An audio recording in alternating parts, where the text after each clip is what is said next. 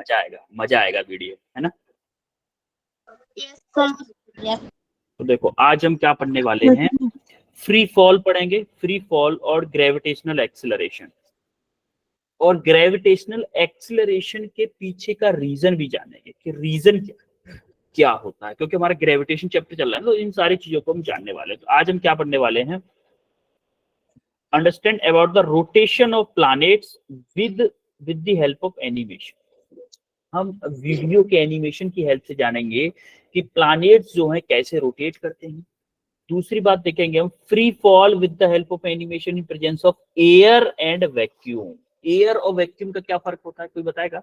Air किसे कहते हैं, जो हमारा एटमॉस्फेयर होता है, एटमॉस्फेयर जहां पे आपकी एयर प्रेजेंट होती है, और वैक्यूम किसे कहते हैं, कोई बताएगा वैक्यूम किसे कहते हैं।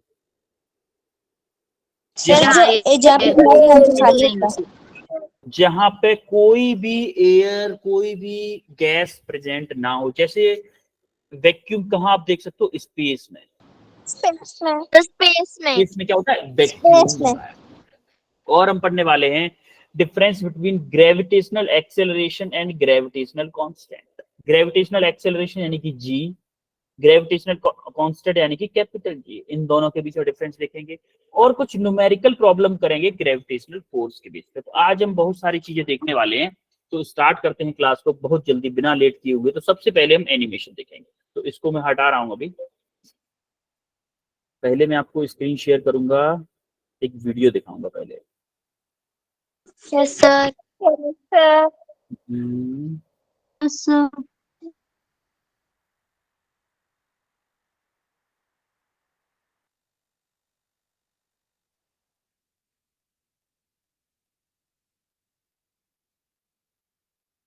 Highest paid entry-level job in the world is not of a product manager or a software developer or a data analyst. Yes, sir. Right now, Yes, in sir. 2023, Yes, sir. the add है, ये तो add है, इसको skip कर And let's get you the latest now from beyond social media ad आ platform. गया, फिर से ऐड आ गया ये। एक सेकंड, छड्डो इसको, दोबारा ओपन करता हूँ इसको, लिंक कॉपी करके।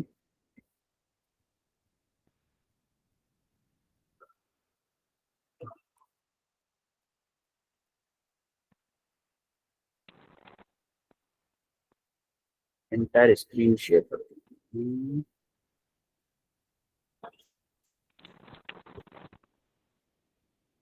स्क्रीन दिख रही है? No, sir. No, sir. Yes, sir. Sir. अभी आई है। Yes, sir. अब देखो, अब आपको कुछ दिख रहा है सोलर सिस्टम टाइप का?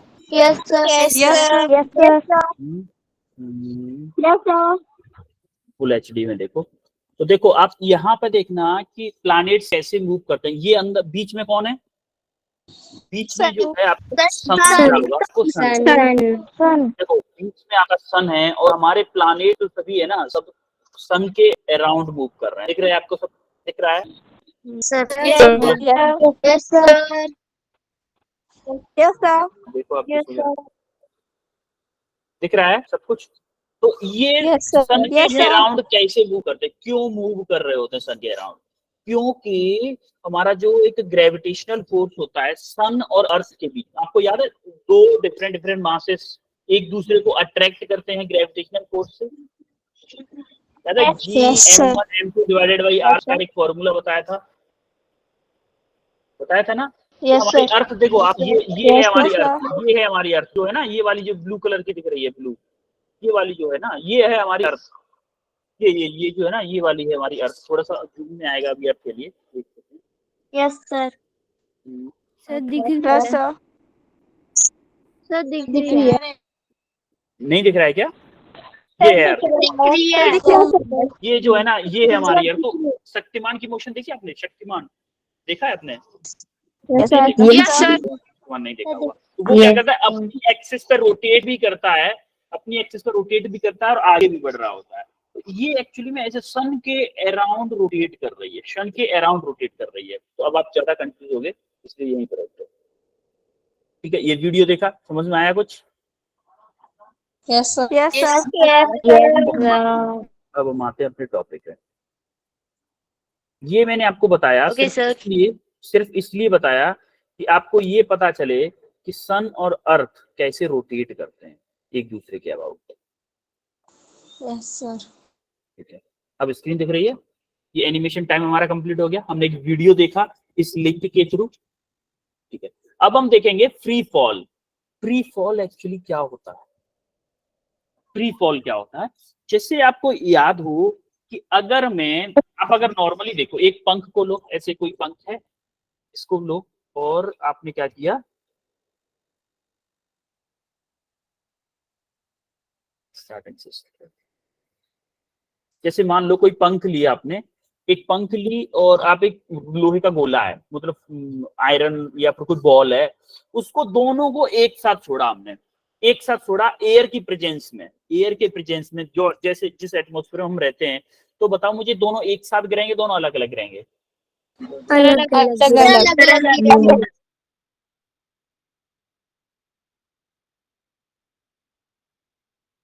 पंख आएगा धीमे धीमे धीमे धीमे हमारा पंख आ रहा था। ऐसा क्यों हो रहा है? कोई बताएगा ऐसा क्यों हो रहा है? सर क्योंकि पंख वेट में हल्का होता है। देखो वेट इज नॉट जल्दी आती है। देखो जो पंख होता है ना, मान लो ये कोई है पंख है, ये मान लो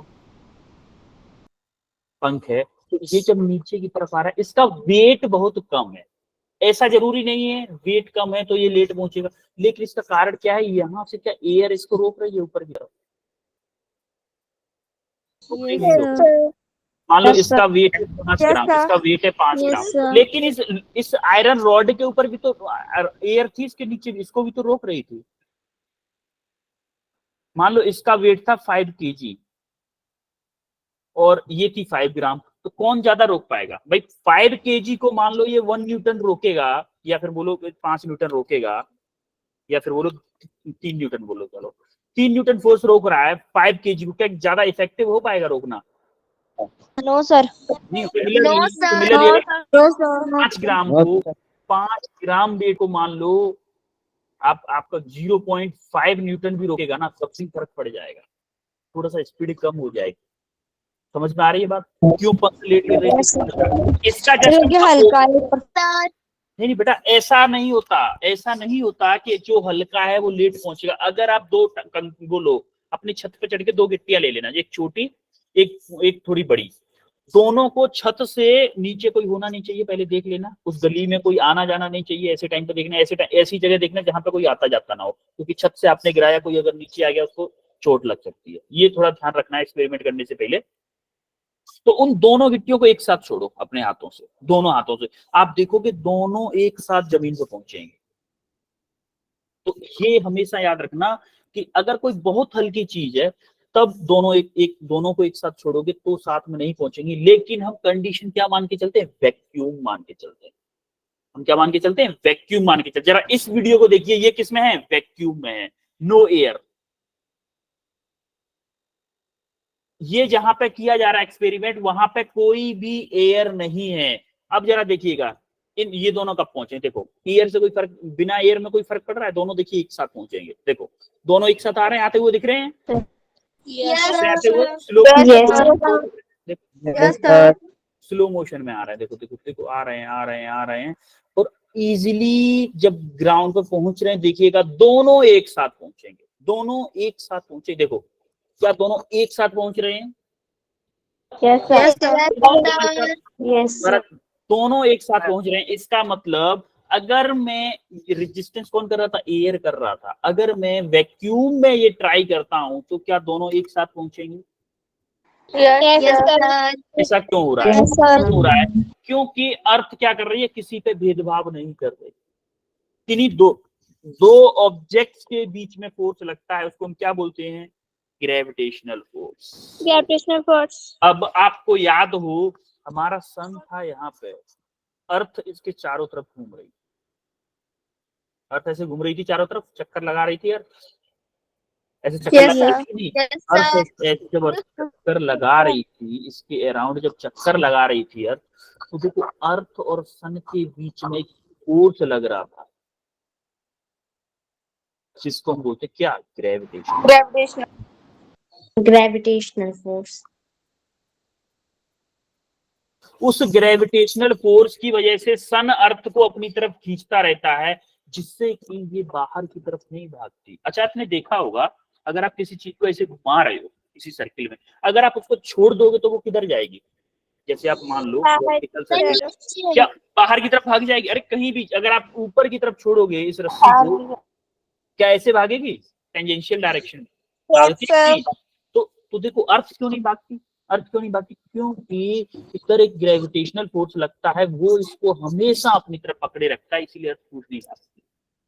समझ में आया? अर्थ सन के अराउंड रोटेट कैसे क्यों करती रहती है? Due to gravitational force. Due to gravitational force है ये आपकी अर्थ। अब देखो यहाँ पे ग्रेविटेशनल कांस्टेंट की जरा यूनिट निकाल सकता है कोई? इसकी मुझे यूनिट चाहिए। इसकी यूनिट निकालने के लिए पहले क्या करो, जी की वैल्यू देख लो। जी क्या होगा? F into R square divided by M1 M2 होगा कि नहीं होगा? बोलो। इस आर स्क्वायर को इधर भेज डिवाइडेड बाई। अच्छा देखो फोर्स की यूनिट क्या होती है? बोलो फोर्स की unit.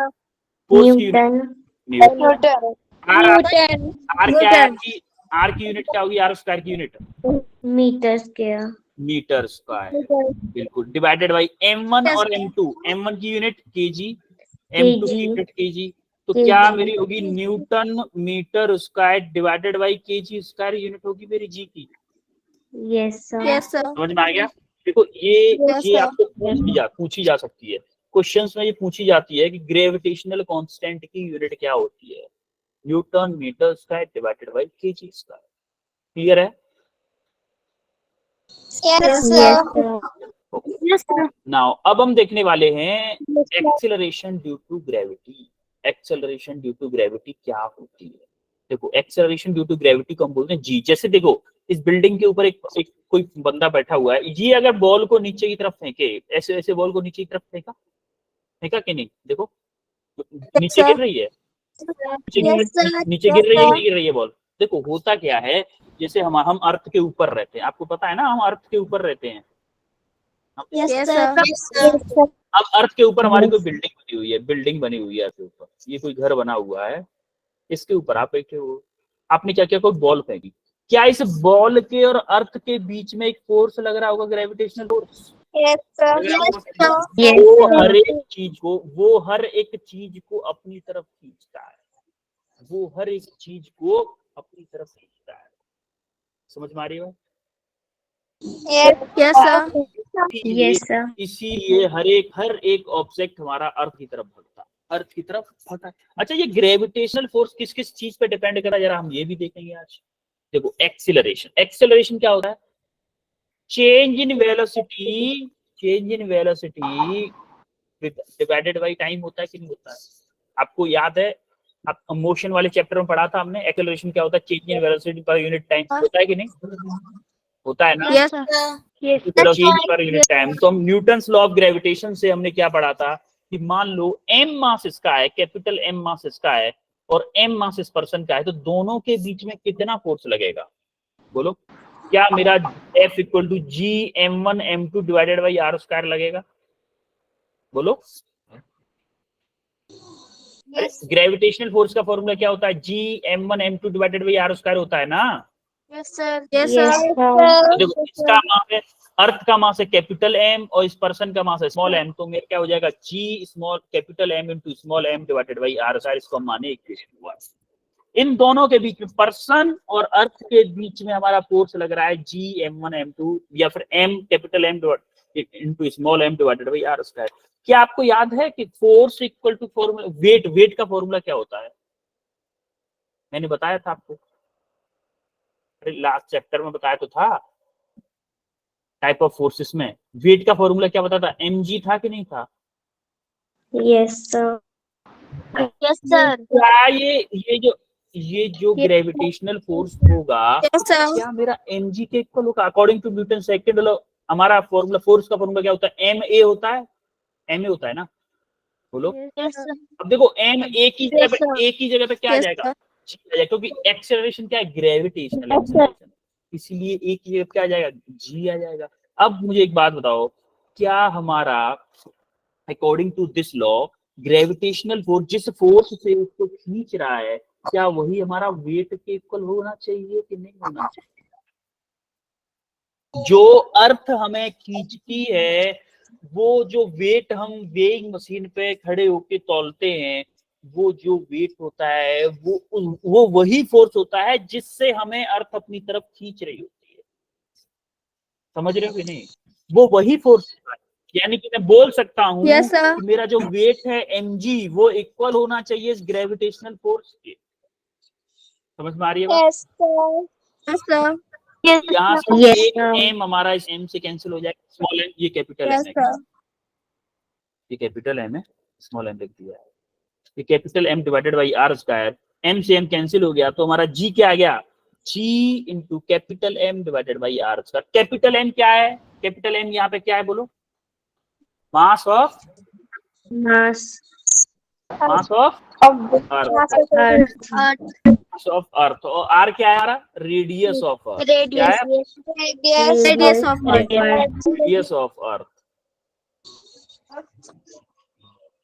Radius of earth.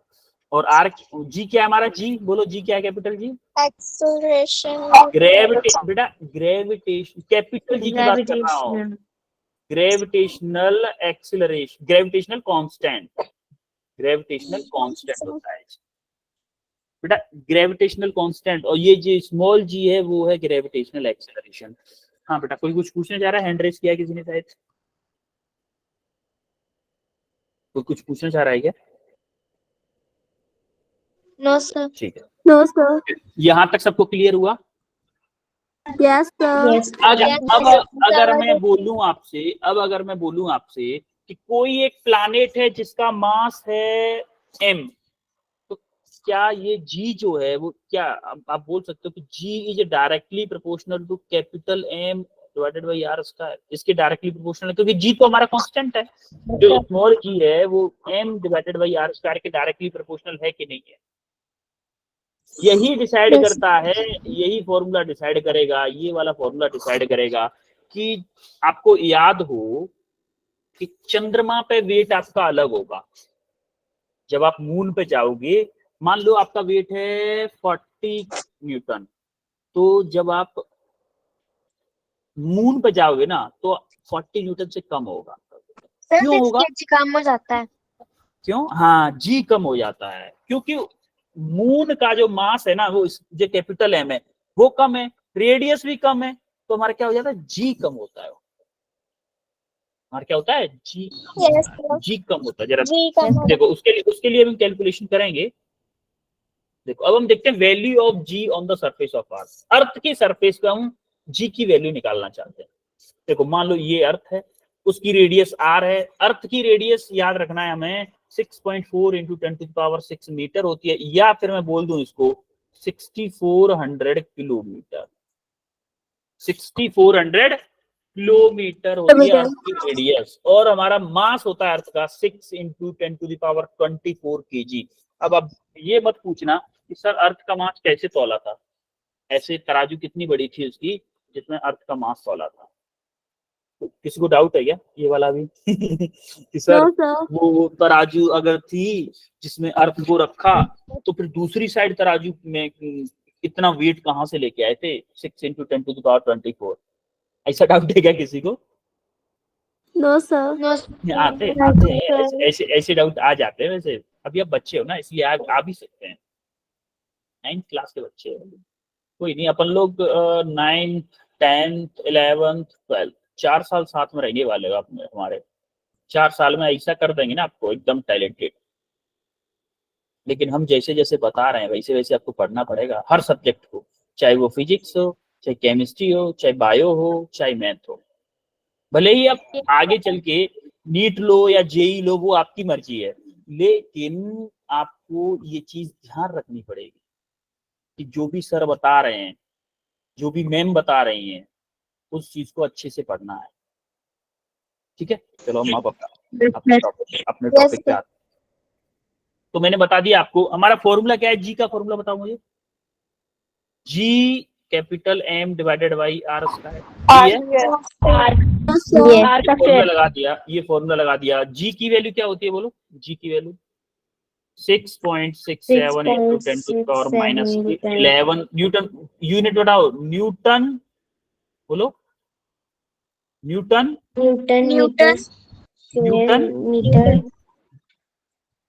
Newton metre square divided by KG square. अब जरा अच्छा एक काम करो, आप जी की वैल्यू निकालो, इस फॉर्मूले से ये वैल्यू पुट करके जी की वैल्यू निकालो, जरा क्या आएगी निकालने की कोशिश करो, कैलकुलेशन करने की थोड़ा सा कोशिश करो, तभी तो मजा आएगा कैलकुलेशन करोगे।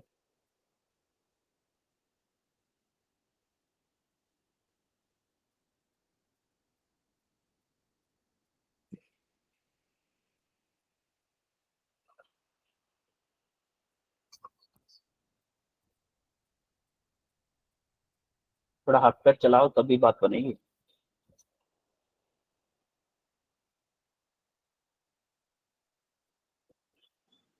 सर 9.8 मीटर पर सेकंड स्क्वायर। दिखाओ जरा, वीडियो ऑन करके दिखाओ कैसे किया है। ये तो वैल्यू आपको पता होगी ना, मुझे पूरी कैलकुलेशन देखनी है कैसे किया है आपने।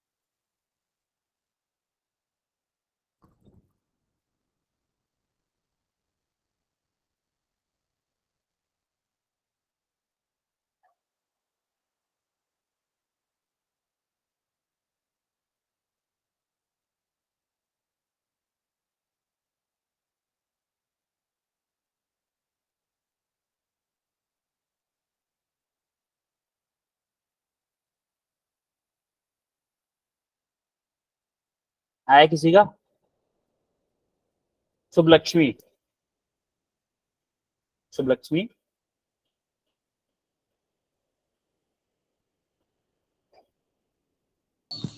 9.8। कैलकुलेशन कर ली पूरी बेटा? Yes sir.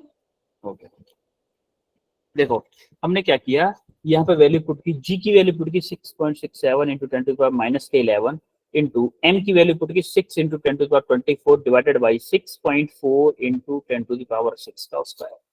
जैसे आप देखोगे इसको सॉल्व किया हमने, थोड़ा सा आगे सॉल्व किया हमने, तो देखा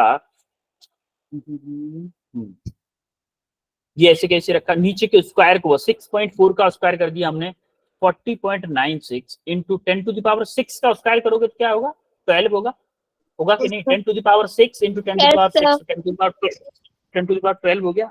एक सेकंड जरा, लाइट का कीड़ा परेशान कर रहा है। ओके, जैसे हम आगे गए तो हमने क्या किया, 10 टू द पावर 12 नीचे है, ऊपर देखो माइनस के 11 है और 24, इसको सबको ऊपर ले गए, माइनस के 11 ऐसे ही है, 12 24 ऐसे ही है, और जब नीचे की पावर ऊपर जाएगी तो क्या माइनस के 12 हो जाएगी, बोलो? Yes sir. अब देखो ऐड करो जरा, माइनस के 12 प्लस के 24 और माइनस के 11 कितना बचेगा, बोलो कितना बचेगा ऐड करके इस तीनों को? 10 की पावर ऐड कर रहा हूँ, 10 to the power minus 12 plus के 24 माइनस के 11, तो 1 बचेगा ना? 1 ऐड करने में कितना टाइम लग रहा है? ओनली 1 बचेगा, तो 10 टू द पावर आपका बचेगा 1 ओनली। देखो अभी इसने, अच्छा इसने क्या किया, माइनस के इसमें प्लस के 12 बचा दिया, 12 में से 11 गया तो 1 पावर बचेगा। फिर आप देखो तो 10 बच गया, 6.67 into 6 into 10 to the power 1। जब इसको सॉल्व करोगे, इसको ऊपर वाले को मल्टीप्लाई किया और 10 कैसे होना चाहिए, तो इसको जब सॉल्व सिंप्लीफाई किया 9.8 डिवाइडेड बाई 1, तो आपका 9.8 मीटर पर सेकंड स्क्वायर। एक्चुअली में इसकी वैल्यू होती है 9.81 मीटर पर second square. This is the gravitational acceleration for क्या? अर्थ। फॉर अर्थ, याद रखना ये ओनली अर्थ सरफेस के लिए है, ओनली फॉर अर्थ सरफेस। अब जरा देखते हैं हम डी जी, स्मॉल जी और कैपिटल जी में डिफरेंस देखते हैं। स्मॉल जी और कैपिटल जी में डिफरेंस क्या है? तो देखो, universal gravitational constant, acceleration due to gravity on of the earth. Universal gas constant क्या होता है? यूनिवर्सल ग्रेविटेशनल कांस्टेंट, जैसा कि आपको पता है यूनिवर्सल ग्रेविटेशनल कांस्टेंट क्या होता है? It is a force of attraction between two unit masses place at a unit distance apart from each other. जैसे देखो, ग्रेविटेशनल एक्सेलरेशन का हमने फोर्स निकाला था F into R square divided by m1 m2 निकाला था कि नहीं निकाला था? बोलो, ये फॉर्मूला था। अब जरा इसकी डेफिनेशन बनाने के लिए तो हमने क्या किया? हमने 1 मीटर डिस्टेंस पे, 1 मीटर डिस्टेंस पे लगाया। मान लो F equal to 1 metre distance पे लगाओ, इसको 1 का स्क्वायर करोगे। सिमिलरली 1 kg के दो ऑब्जेक्ट हैं, 1 into 1, यानी कि G इक्वल टू क्या F आ गया कि नहीं सॉल्व करके? यस तो वही डेफिनेशन बोली है उसने, वही डेफिनेशन बोली है, it is the force of attraction between two unit mass. Unit masses का मतलब होता है 1 kg के मासेस। यूनिट मासेस मतलब 1 kg के मासेस है। Placed at a unit distance मतलब 1 मीटर की डिस्टेंस पे 1 kg के मासेस रखे जाएं, तो उनके बीच में जो फोर्स लगेगा उसी को हम बोलेंगे gravitational constant, universal gravitational constant. Clear है यूनिवर्सल ग्रेविटेशनल कांस्टेंट? बोलो। Yes sir. अब जी, स्मॉल जी क्या होता है? ये एक्चुअली में क्या है? कैपिटल जी है, ये आपका स्मॉल जी है। स्मॉल जी क्या होता है? It is acceleration caused by earth gravitational force on the object. ये वो एक्सीलरेशन होता है जो कि अर्थ के द्वारा क्रिएट किया जाता है अर्थ पे रहने वाले हर एक ऑब्जेक्ट के ऊपर, चाहे वो उसका वेट कुछ भी हो, चाहे 1 kg का हो, चाहे 1000 kg का हो। ग्रेविटेशनल एक्सेलरेशन हर एक ऑब्जेक्ट पे सेम लगता है, कांस्टेंट लगता है। ग्रेविटेशनल एक्सेलरेशन हमेशा हर एक ऑब्जेक्ट पे सेम लगता है। क्लियर है इतना? Yes sir. कैपिटल जी एक बार फिर से कर दो। ओके, कैपिटल जी क्या होता है? देखो, कैपिटल जी का हमें एफ का फॉर्मूला पता था,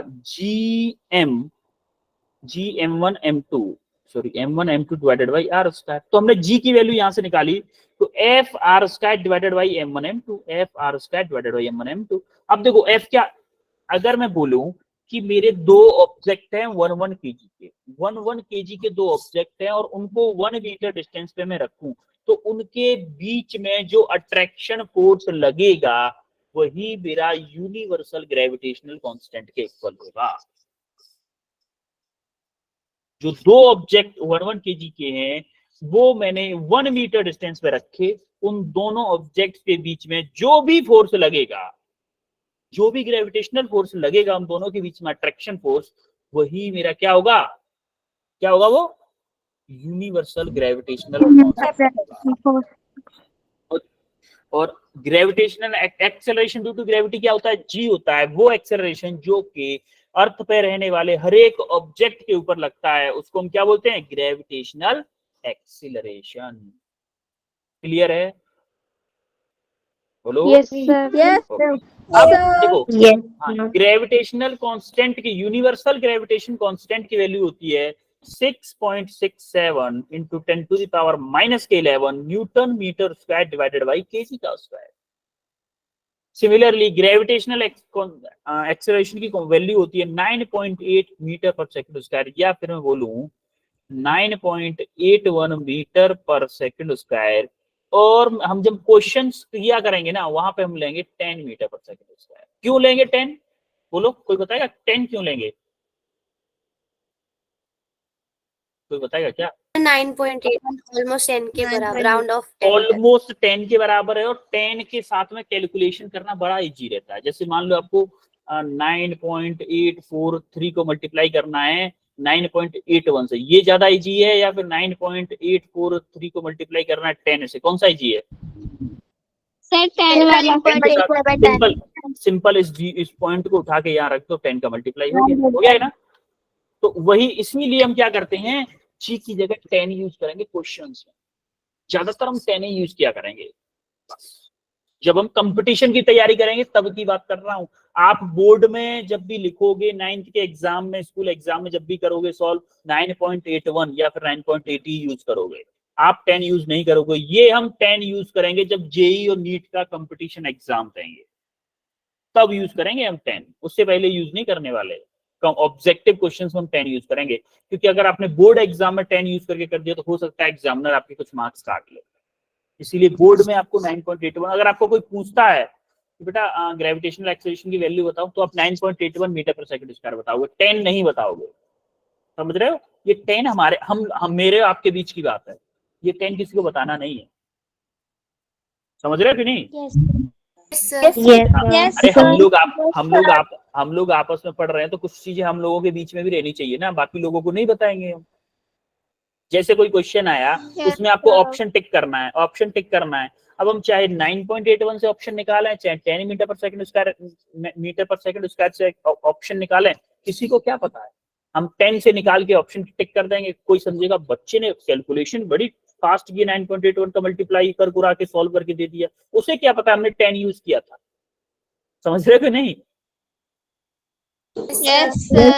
हम ऑब्जेक्टिव क्वेश्चन में ऐसा करेंगे, लेकिन जब भी आपको सब्जेक्टिव आएंगे ना, सब्जेक्टिव क्वेश्चन, उनमें ऐसा नहीं करेंगे। उनमें तो आपको 9.81 लिख के ही सॉल्व करने हैं पेपर क्वेश्चंस को। ठीक है? Yes sir. अब देखो, it is a constant for all planets. ये जो होता है ना, जो कैपिटल जी होता है, यूनिवर्सल ग्रेविटेशनल कांस्टेंट जो होता है, वो हर एक प्लैनेट के लिए कांस्टेंट होता है। हर एक प्लैनेट के, चाहे आप अर्थ के लिए यूज कर लो, चाहे मून के लिए यूज कर लो, चाहे सन के लिए यूज कर लो, चाहे जुपिटर के लिए कर लो, चाहे सैटर्न के लिए कर लो, चाहे मरकरी के लिए कर लो, किसी के लिए भी यूज कर लो, हर एक प्लैनेट के लिए कांस्टेंट होगा। लेकिन जो स्मॉल जी जो है, वो प्लैनेट टू प्लैनेट चेंज हो जाएगा। अर्थ के लिए कुछ और होगा, मून के लिए कुछ और होगा, सन के लिए कुछ और होगा, जुपिटर के लिए कुछ और होगा, मरकरी के लिए कुछ और होगा, सबके लिए अलग अलग। बड़ा मतलब नेचर बदलने वाला है जी। कैपिटल जी ज्यादा अच्छा है हमें। कैपिटल जी अच्छा लगा आपको, जी स्मॉल जी अच्छा लगा? फिर कैपिटल उसकी वैल्यू हमेशा कांस्टेंट रहती है। स्मॉल जी चेंज करता रहता है, लेकिन हम कैपिटल जी से ज्यादा यूज करेंगे स्मॉल जी को, इसलिए हमें स्मॉल जी से ही प्यार करना पड़ेगा। मजबूरी है, मजबूरी है भाई, होता है ना कभी कभी। है दोनों ही अच्छे, वाह वेल डन, ये बहुत अच्छा आंसर है, ये बहुत अच्छा सर, दोनों ही अच्छे है। हमें तो दोनों अच्छे लगे, हम दोनों से मोहब्बत करेंगे, हम दोनों से प्यार करेंगे, हम किसी से नफरत नहीं करते, बिल्कुल। अब जरा इस क्वेश्चन को करो, बड़ा इजी क्वेश्चन है। जैसे हमने ग्रेविटेशनल एक्सेलरेशन फॉर अर्थ के लिए निकाला था ना, वैसे ही मून के लिए निकालो। मून के लिए निकालो।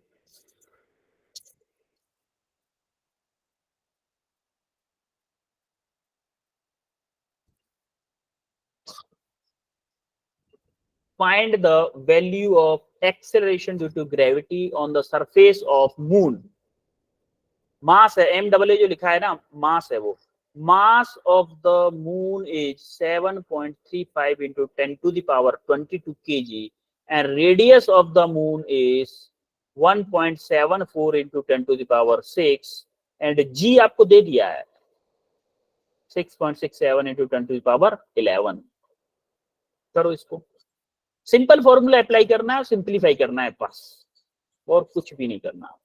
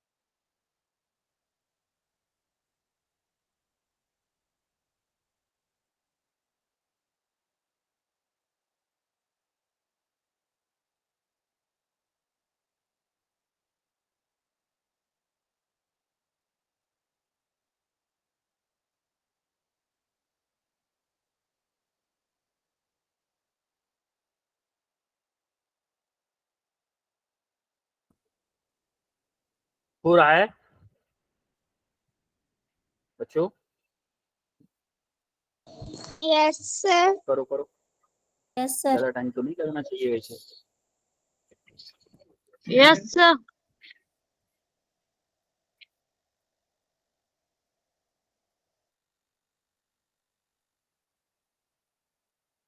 रवि का आया है 1.625। ओके, वेट करते हैं बाकी लोगों का भी आने दो जरा, क्या आता है।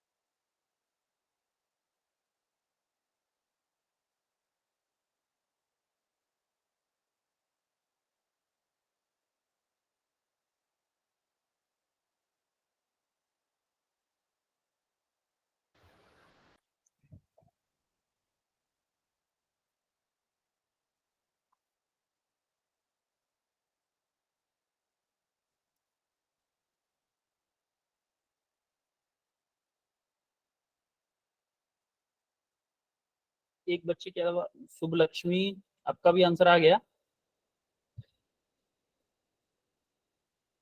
रीता का आंसर आया 1.62 मीटर पर सेकेंड स्क्वायर। हाँ, रवि का भी लमसम है, लक्ष्य भाटिया का भी लमसम है, 1.61 है, 620। परमिला देवी का है, मतलब सबका करेक्ट आंसर है, एब्सोल्युटली करेक्ट है सबका, 1.62 ही आंसर आएगा। बस थोड़ा बहुत, अब देखो राउंड फिगर में थोड़ा बहुत प्रॉब्लम हो जाता है, तो 1.62 आप आंसर मान सकते हो करेक्ट। देखो सॉल्व करते हैं इसको यार। हमेशा फिजिक्स का क्वेश्चन सॉल्व करने से पहले आपको सबसे पहले लिखना है गिवन डाटा। गिवन डाटा, आपको क्या क्या गिवन है। सबसे पहले देखो, find the value of acceleration due to gravity on the surface of the moon, mass of the moon is, यानी कि मून का मास दे रखा है आपको कितना, 7.35 इंटू 10⁻22 kg। और दे रखा है रेडियस ऑफ द मून, यानी कि आर दे रखा है 1.74 इंटू 10⁻6 मीटर। और कैपिटल जी दे रखा है आपको 6.67 इंटू 10⁻⁻11 न्यूटन मीटर स्क्वायर पर केजी स्क्वायर। क्लियर है यहाँ तक? Yes sir. बोलो। Yes sir. अब आपको चाहिए Yes, क्या, sir. आपको चाहिए क्या, Yes, sir. स्मॉल जी का फॉर्मूला होता है G M divided by R square, यही ना होता है। Yes, अब sir. जी क्या है आपका, जी क्या है, Yes, sir. 6.67 into 10⁻⁻11 multiply, capital N क्या है 7.35 into 10⁻22 divided by R square. R क्या है आपका 1.74 इंटू 10⁻6 का स्क्वायर। अब जरा ऊपर देखो, 6.67 इंटू 7.35 इंटू, देखो माइनस के 11 और 22 प्लस के क्या 10⁻प्लस के 11 बचेगा ऊपर। बोलो, अरे बोलो। Yes, sir. Yes, sir. 1.74 का स्क्वायर क्या आएगा, 1.74 का स्क्वायर आएगा 3.0276 इंटू 10⁻12। अब देखो जरा इसको ऊपर ले जाओ, क्या आएगा 6.67 इंटू 7.35 डिवाइडेड बाई 3.0276 इंटू 10⁻, हाँ इंटू 10⁻11 इंटू 10⁻⁻12। तो आपका क्या बचेगा बोलो, 6.67 इंटू 7.35 इंटू 10⁻⁻1 डिवाइडेड बाई 3.0276। जब इसको सॉल्व करोगे तो आपका जी आ जाएगा कितना, 1.62 मीटर पर सेकंड स्क्वायर। समझ में आया सबको? Yes, sir. बोलो। Yes, sir. अब मैं आपसे पूछता हूं, अब Yes. मैं आपसे पूछ रहा हूं कि आपका अर्थ पे वेट है, मान लो 40 kg आपका अर्थ पर वेट है बेटा, ये केजी वेट होता है, केजी वेट में है, वेट केजी वेट अगर लिख दिया इसका मतलब केजी वेट वेट में नाप रहा है। चलो ठीक है, न्यूटन में ले लेते हैं, छोड़ो। आपका अर्थ पे वेट है मान लो 100 न्यूटन, 100 न्यूटन बहुत कम हो जाएगा, लेकिन 100 न्यूटन कम हो जाएगा, आप ले लेते हैं 1000 न्यूटन है, चलो 100 केजी ले लेते हैं। अगर किसी बंदे का वेट अर्थ पे है ये, तो मून पे इससे ज्यादा होगा या कम होगा? मून पे सर कम वेट क्या होगा। होगा? इसका कम होगा, इसका वेट कम होगा। जरा इस क्वेश्चन को सॉल्व करो, आपकी स्क्रीन पर क्वेश्चन होगा, इसको सॉल्व करो। Calculate the weight of 10 kg object on earth and moon, दोनों पे वेट कैलकुलेट। मून का आपने ग्रेविटेशनल एक्सेलरेशन अभी निकाला है 1.62 ही यूज करो, वही यूज करो 1.62 मीटर पर सेकंड। दोनों पे वेट निकालो, मून पे एंड अर्थ पे।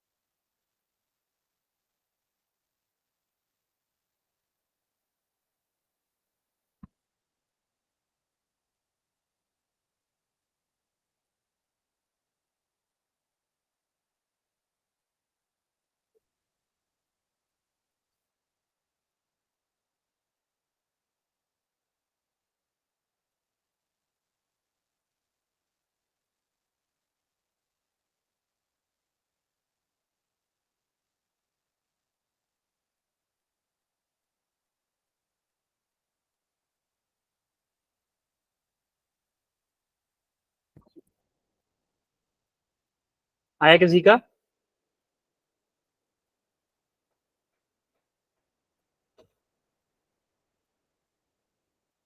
काफी टाइम लग गया आंसर आने में।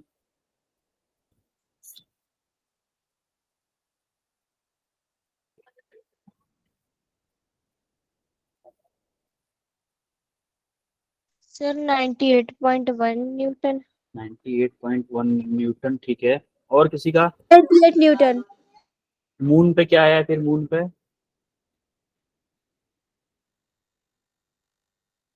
बोलो।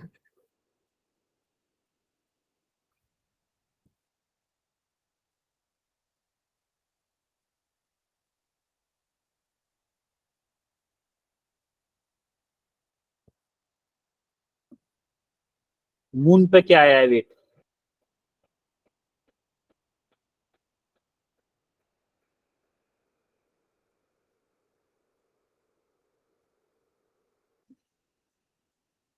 मून पे निकाला किसी ने?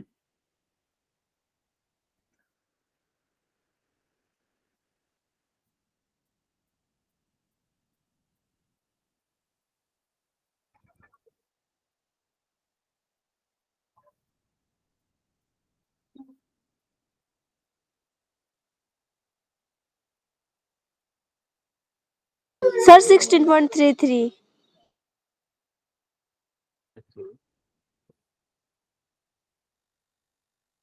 16.33, ठीक है। चलो अब हम अपन लोग करते हैं इस क्वेश्चन को। देखो मास उसने दे रखा है कितना? 10 kg। एक बात याद रखना कि मास हमेशा कांस्टेंट रहता है हर एक प्लैनेट पे, फॉर अर्थ के लिए लेते हैं। अर्थ पे हमारा वेट पूछा है, क्या mg के इक्वल होगा? बोलो, होगा ना mg के इक्वल? Yes, sir. अब अगर mg के इक्वल होगा, mg के अगर इक्वल होगा तो m क्या है मेरा? 10 है। g कितना है मेरा? 9.81। तो क्या मेरा 98.1 न्यूटन होगा अर्थ पे? बोलो। सिमिलरली फॉर मून पे लोगे, अगर मून पे करोगे वेट क्या होगा? mg। देखो ये अर्थ का है, ये मून का है। m आपका 10 है, g कितना होगा? 1.62। बोलो 16.2 न्यूटन होगा कि नहीं होगा? यस सर, होगा। Yes Yes, sir. sir. ये आंसर दोनों कितने लोगों का करेक्ट है? हैंड करो, कितने लोगों के दोनों ऑप्शन करेक्ट है? दोनों आंसर करेक्ट है कितने लोगों के? हैंड करो सब लोग जिनके करेक्ट है। 6 लोगों का। Sir, एक correct एक wrong अच्छा, है. जिन लोगों का जिनका एक एक करेक्ट है एक correct रॉन्ग है वो बताओ। जिनका एक करेक्ट है एक रॉन्ग है वो हैंड रेस करो। 9-10 लोगों का एक करेक्ट है एक रॉन्ग, ठीक है। 6-7 लोगों का सब करेक्ट थे, 10 लोगों के 10-12 लोगों की मतलब एक करेक्ट है एक रॉन्ग है। अब दोनों इनकरेक्ट हैं वो तो ऑप्शन नहीं पूछूंगा मैं। ठीक है चलो कोई ना, मतलब अगर आपके दोनों भी गलत है तब भी कोई ना, कोशिश तो की आपने, कोशिश करना बहुत जरूरी है हमेशा।